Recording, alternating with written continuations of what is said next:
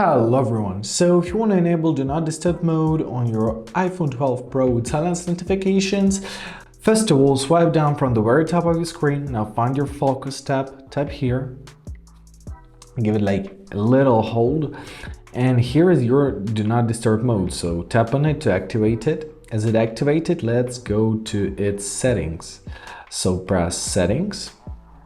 Here you can add which notification is gonna be allowed, for example some contacts, for example some applications, maybe you have some important work application which should always be able to reach to you, right?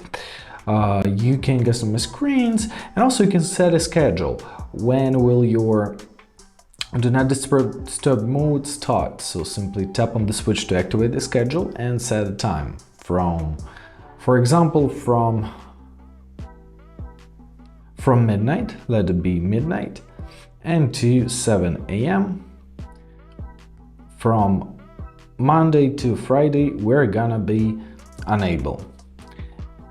And that's basically it. So to turn off your sleep mode, swipe down from the very top of your screen, find your Do Not Disturb mode, and simply tap on it. Now it is, as you see, it is off.